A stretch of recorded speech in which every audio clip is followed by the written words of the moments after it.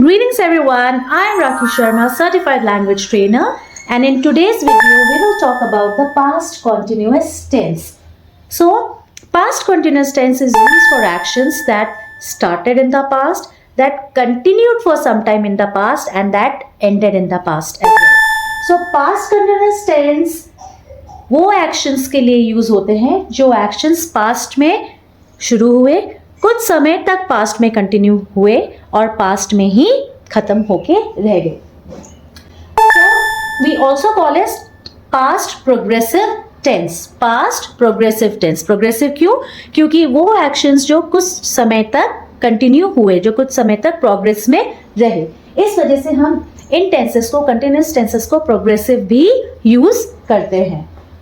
So the form is was, were. अब continuous है तो what is the first thing that should come to your mind? Verb plus ing, and we use the first form of verb or the base form of verb. So was, were plus verb plus ing.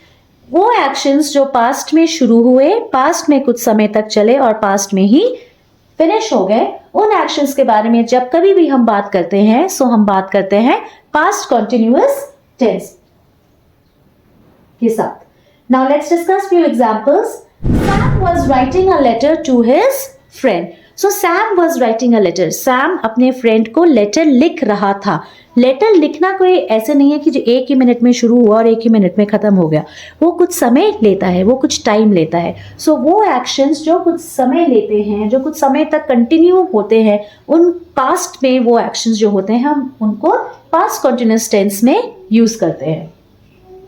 She was singing loudly. वो जोर से गा रही थी while taking a shower or while she was driving a car. So जब वो गाड़ी drive कर रही थी या when she was taking a shower, she was singing loudly.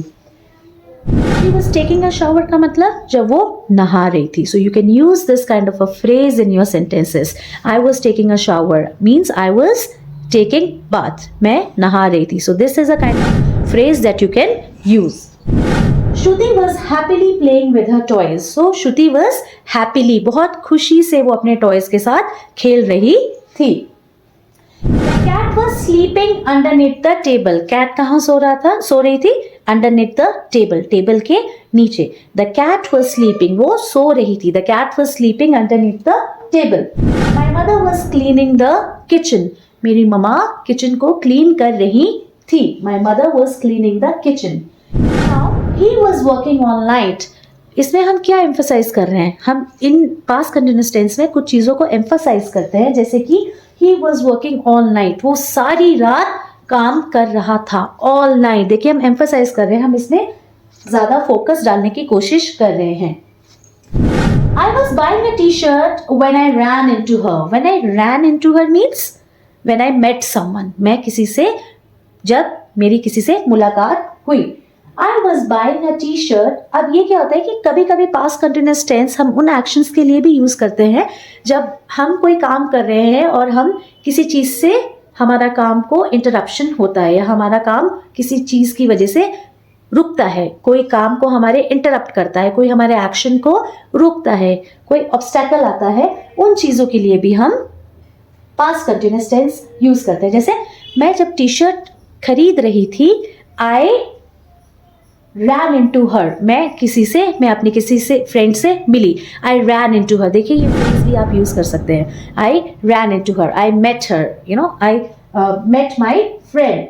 Can be a friend. It can be an acquaintance. Acquaintance again वो लोग जिनको आप जानते हैं बट ज़्यादा अच्छी से नहीं. मतलब आपको पता है कि ये मिसेस शर्मा है या ये मिस्टर राहुल हैं, बट उससे ज़्यादा कुछ नहीं. आपको इतना ही पता है कि ये यहाँ हैं, यहाँ काम करते हैं, इनके 2 बच्चे हैं या इनका 1 बच्चा है, या he is a single, he works in an office, that's it. So ऐसे लोगों को जिनके बारे में हम जस्ट हल्का सा जानते हैं, ज़्यादा डिटेल में नहीं जाते हैं, उनको हम अक्वेंटेंस भी कहते हैं.